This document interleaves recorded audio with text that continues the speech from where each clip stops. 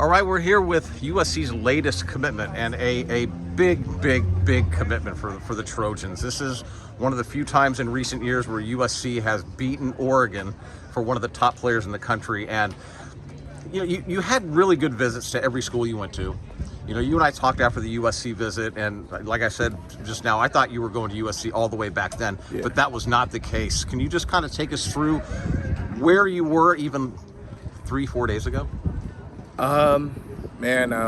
As I said before, I was kind of leaning on Oregon, but I sat down with my mom and dad, and we just broke down just like what each school brought, and we just thought that USC just brought what other schools couldn't. What are some of the things that USC did offer that the other schools couldn't? As I said before, the Big Ten was kind of like a cherry on top.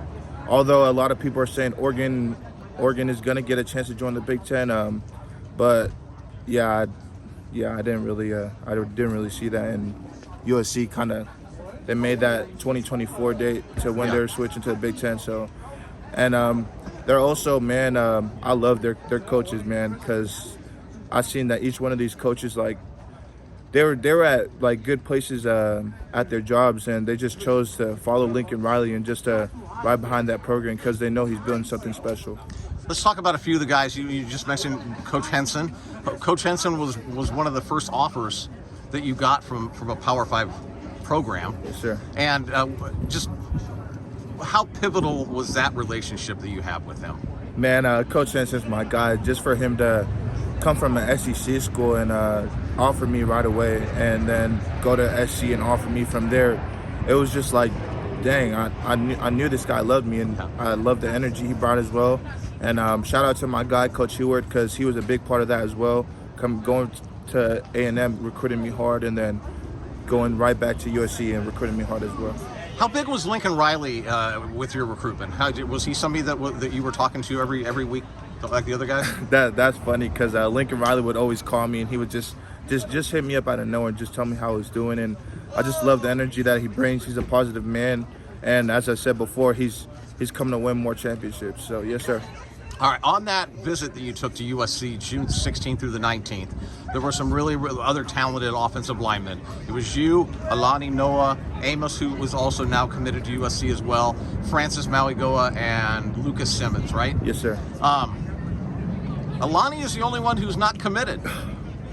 What's left? What's left for you to get on top of that situation? Man, I want to say that Alani is going to follow us, but it is his own choice. But we were just talking to each other and just like imagining like if we played next to each other on the same field, on the same team, and just like that would be awesome. Just a bunch of polycats playing on the same line.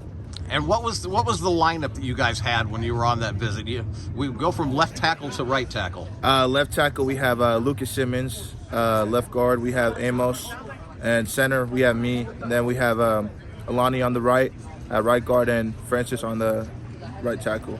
So it sounds like maybe the interior offensive line is taken care of. There's some guys that USC's going after. Spencer Fano is one of those. Is that somebody that you know? Oh yeah, Spencer's a dog, man.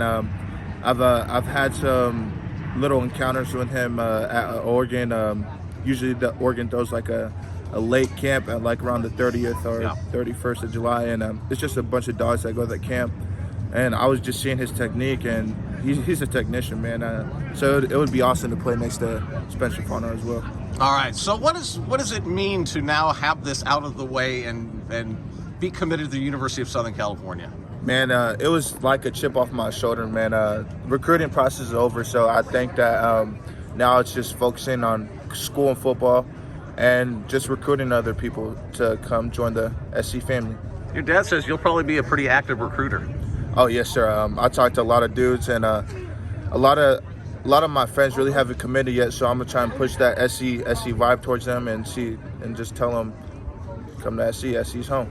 And we'll finish with this. What does it also mean to be an Under Armour All-American? Man, it's an honor, because I know how hard it is to get into that game, and just for a coach to give me that opportunity, it just shows that hard work does pay off. And thank you, Coach. All right, MICAH BANUELOS.